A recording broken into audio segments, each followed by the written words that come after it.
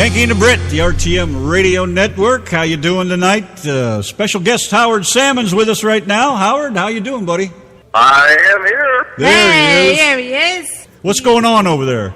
Well, I'm not too far away. I'm only just down the road from you today. Oh, you in Arlington? Well, yeah. Well, no, actually, I'm down in Fort Worth. I've already made my delivery in Arlington this morning, yeah, and I came over to Fort Worth, and, man, I tell you, I've had a great day today. I got to tell you about it in a bit. Did you get over to Cowtown and get yourself some cowgirls? They're a little too big for me to pick up today, so I left the cows alone. So I decided to come on over here to Fort Worth.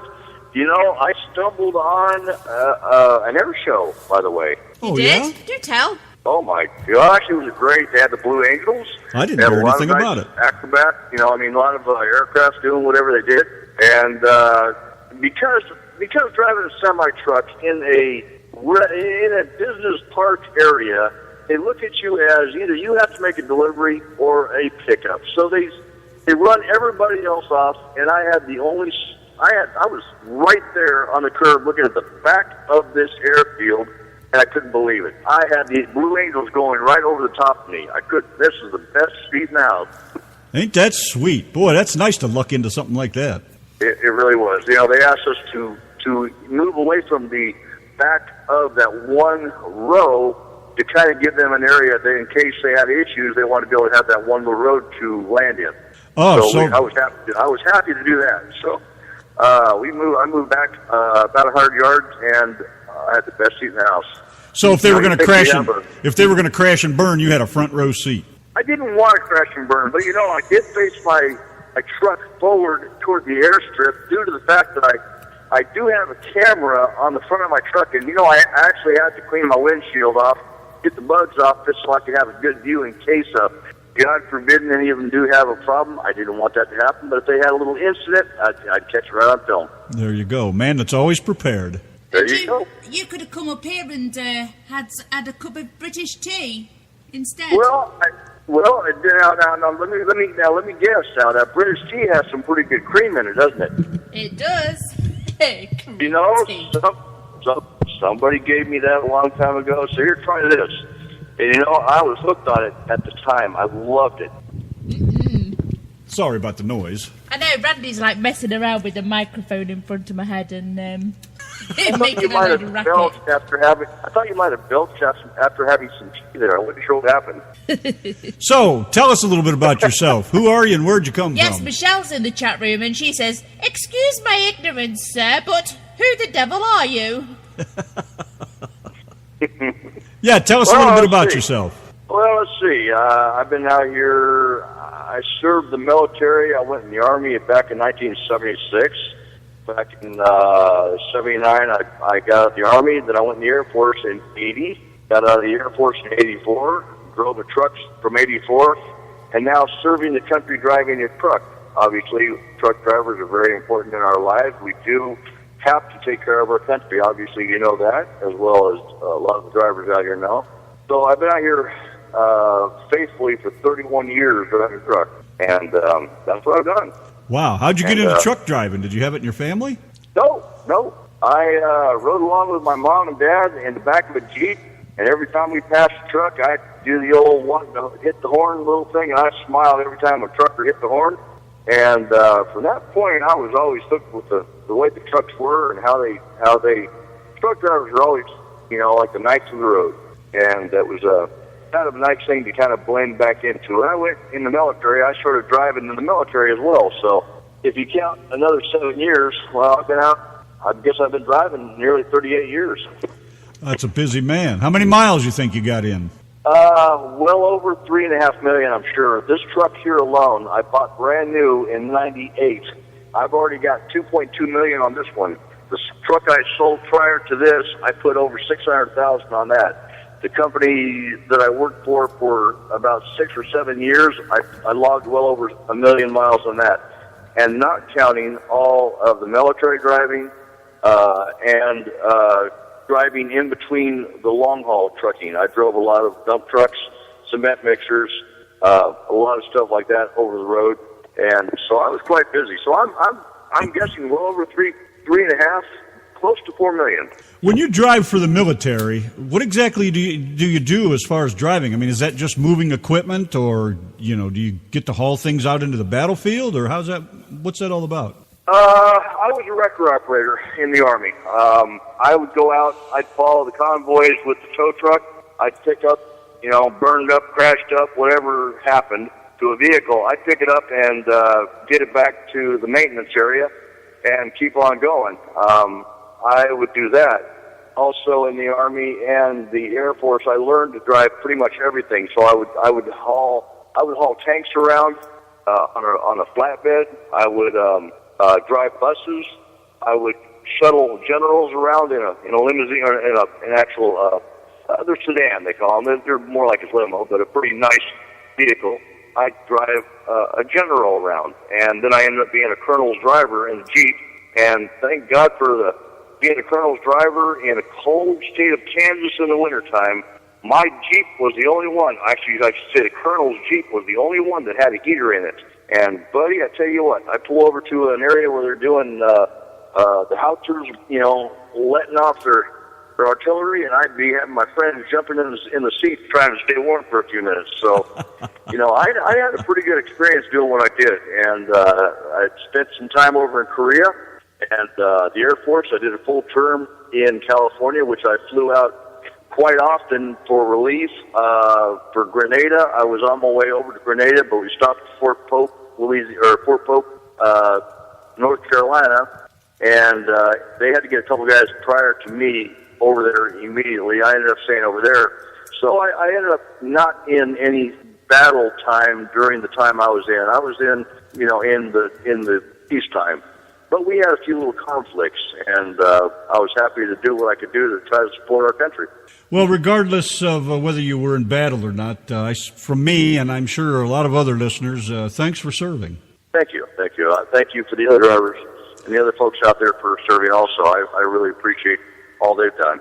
I think Donna has a question for you. So how did you get into music? I mean, we've been listening to some of your tunes recently, and they're pretty damn good. How did you get into music? Let's see. Back in, I believe it was 92, while I was driving trucks, local, of course, I started tinkering around and started writing my first tune. But prior to that, in the Air Force, back in 82, I believe it was, 81, 82, I was talked to by some folks, to join the choir band for the church in the Air Force.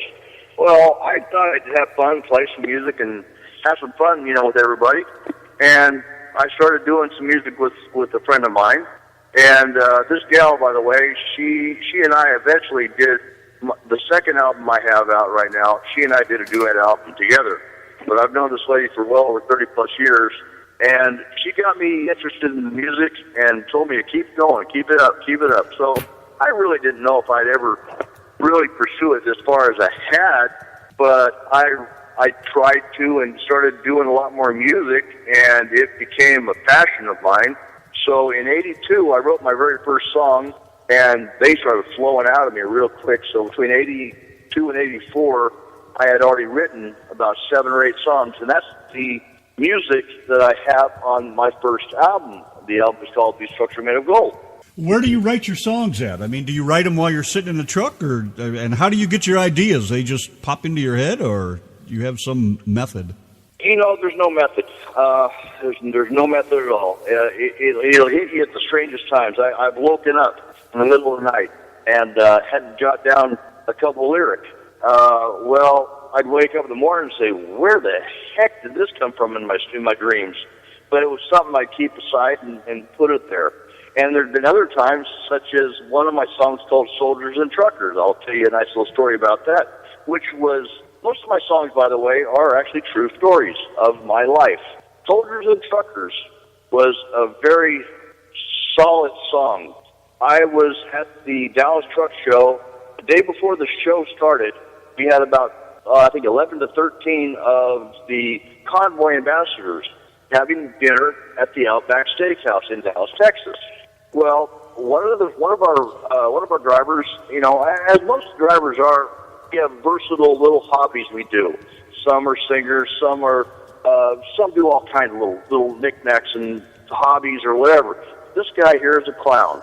He likes to make balloons, and he was blowing up balloons, making little animals. Well, we were running them around to the kids in the Outback Steakhouse there, and the waiter came up to us and asked if he would make a balloon for the guy at the bar, and he told him that he's a soldier going overseas tomorrow. And I looked at David, I said, hey, why don't you make a big one? We'll all sign it, and we'll take it over to him. He said, good idea. So he made this big, flowery-looking little, concoction what he made. He handed it to me, and so I signed it. I passed it around the table. He signed it, finally. He handed it back to me. He said, here, it's your idea. We'll follow you. I said, come on, guys, let's go. Well, all this lined up, and about that time, everybody was looking, saying, what is going on? What is going on here? And I tapped the kid on the shoulder, and I said, soldier, I'd like to shake your hand and thank you for what you're doing for us. I handed him that balloon.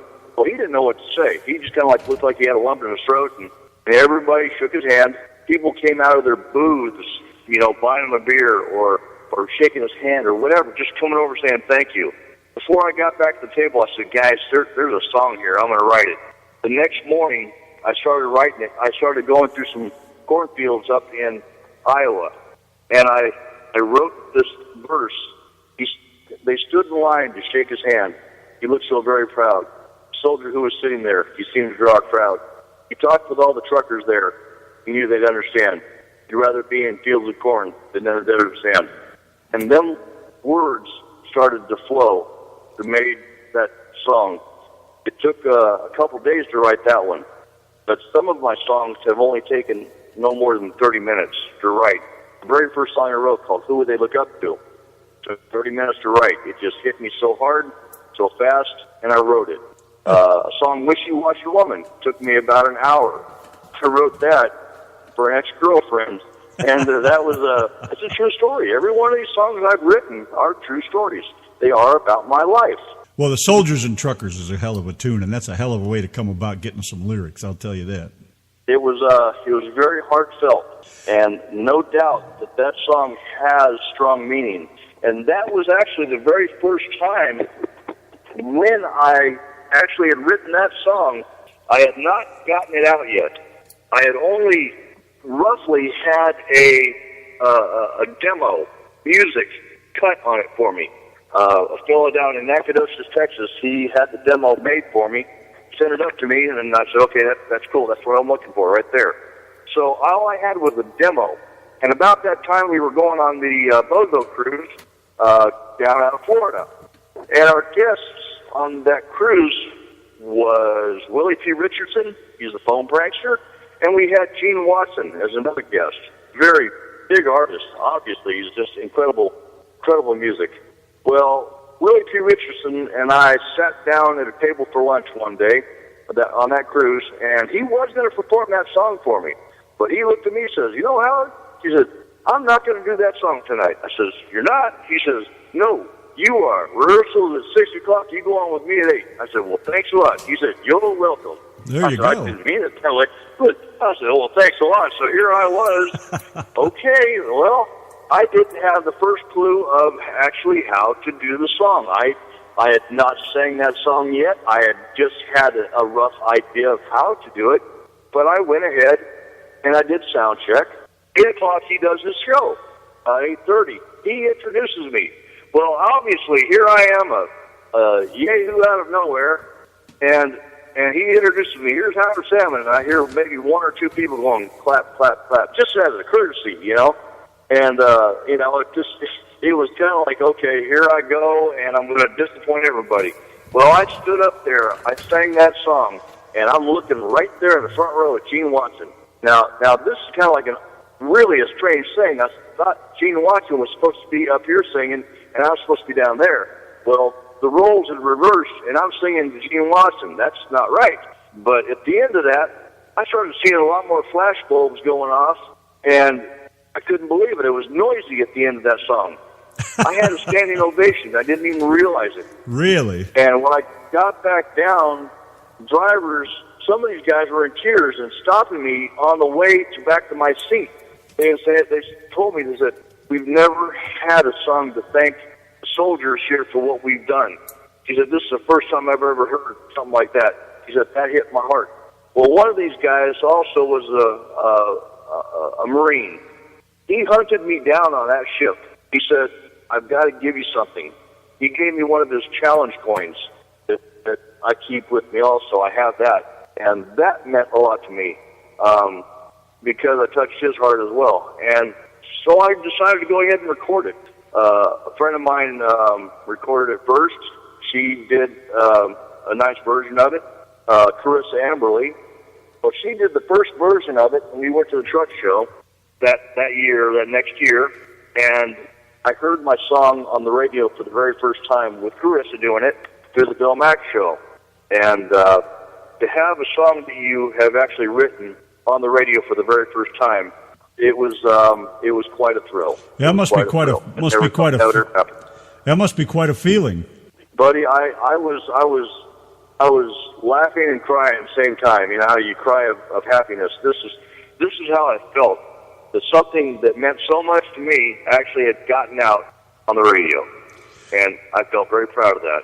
As you should. So, I think it's a great tune. Yeah. You know, you had mentioned earlier that you had partnered up with a lady friend of yours. Is that the same woman that was in the Wishy Washy video with you? No.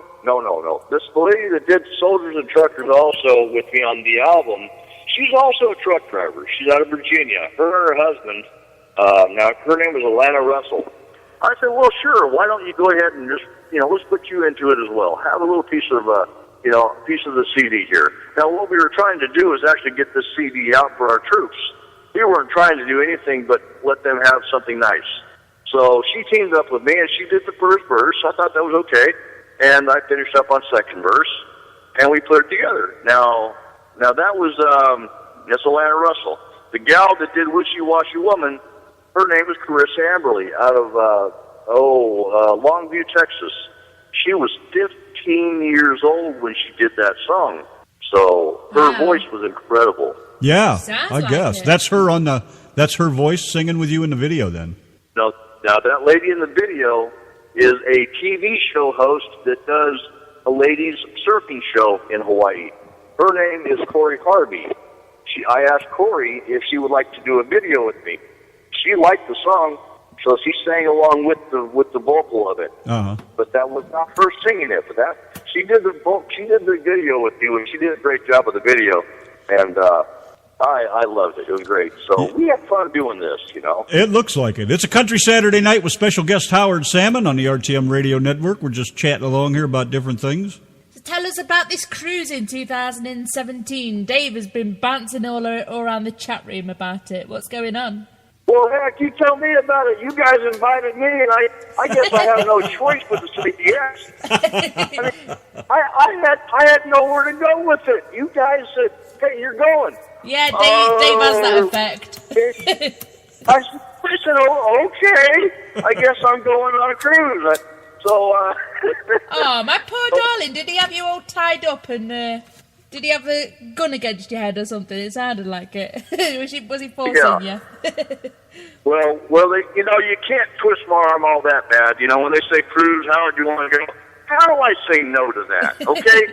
I can't wait to have some fun. I know the cruises have a nice little karaoke bar as well.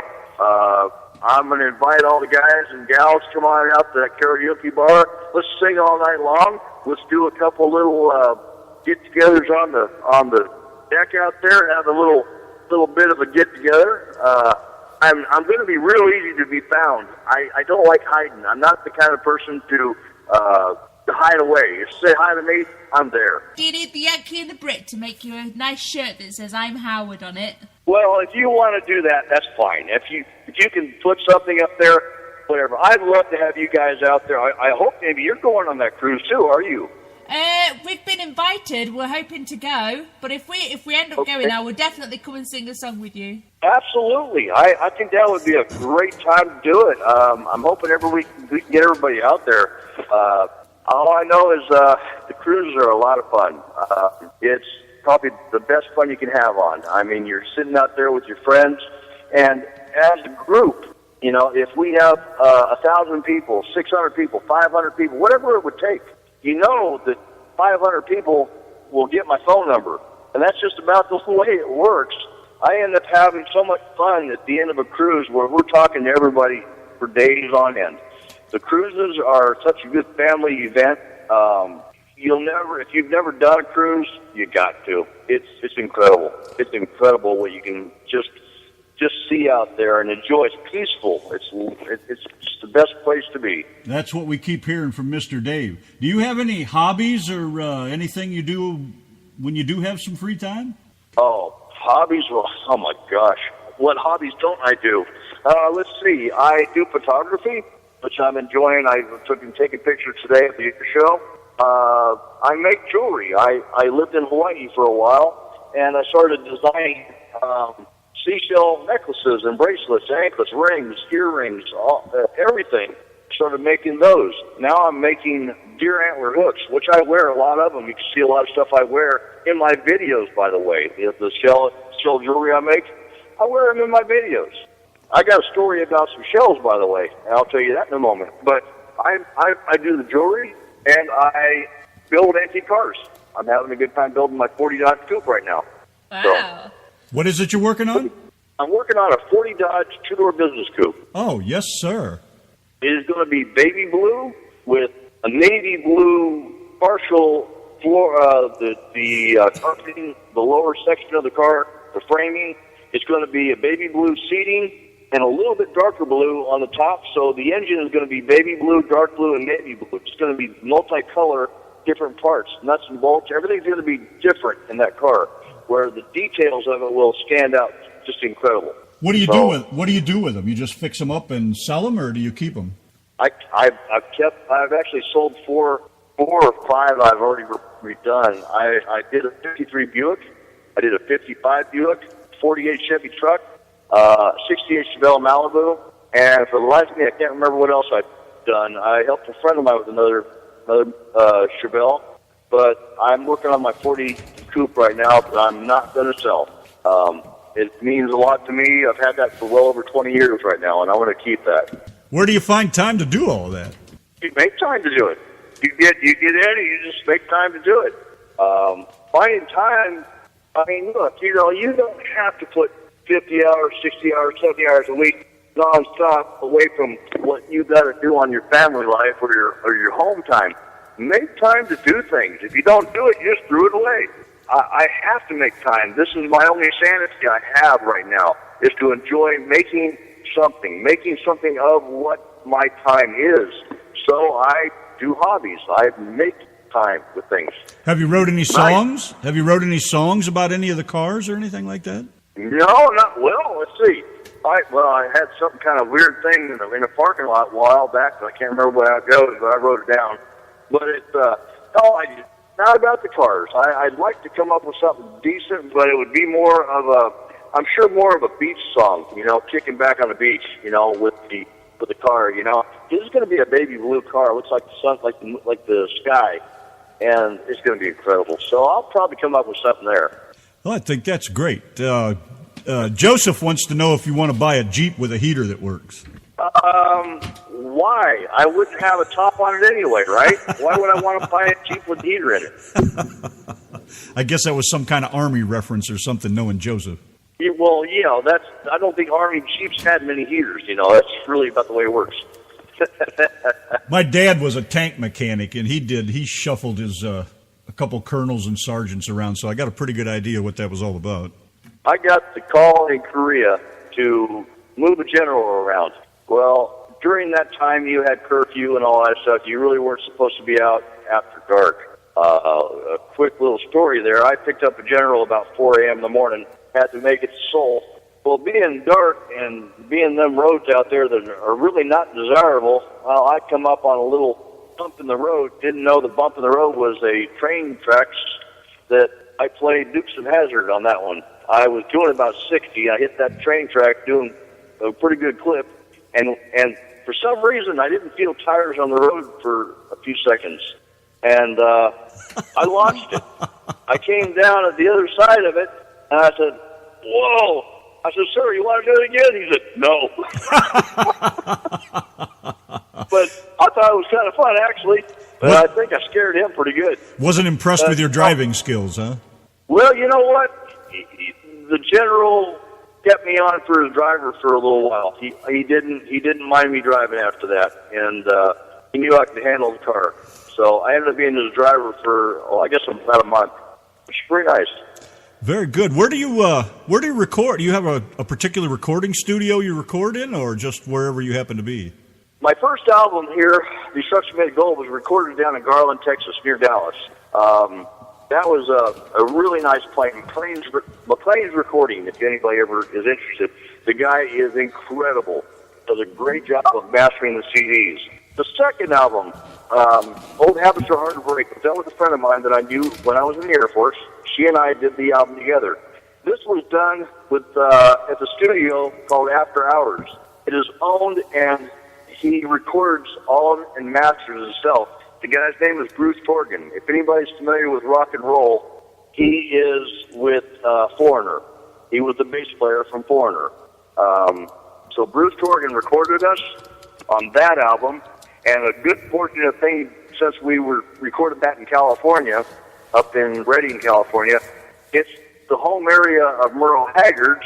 So Dave Haggard, Merle Haggard's son, came in and played some lead tracks on guitar. Scott Joss, fiddle player from Merle Haggard, came in and did all the fiddle tracks, and he did backup vocals for me. So, we had this album done by some high, big names.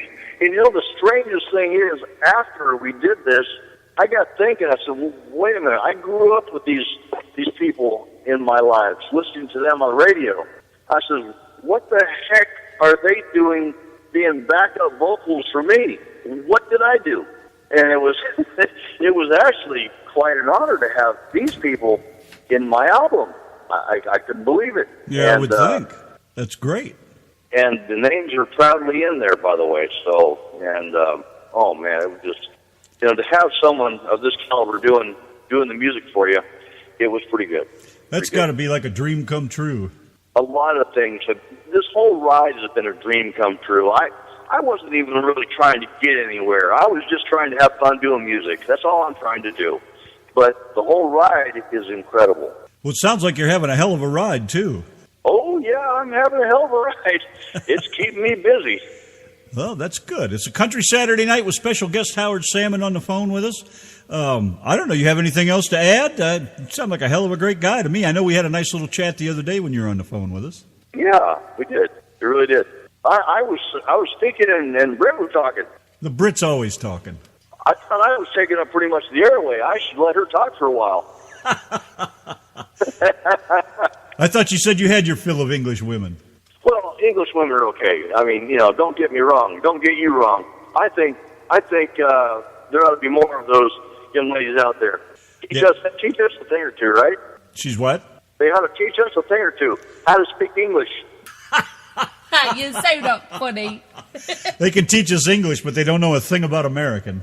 Well, there are a few flaws, but not that bad. Well, Howard, if you don't have anything else to add, we're going to go play a couple of your tunes. Absolutely. Don't go right ahead. Just have fun. Put on whatever you like. That's exactly what we're going to do. We've been talking with Howard Salmon on the RTM Radio Network on a Country Saturday Night. Here's Soldiers and Truckers. Check it out.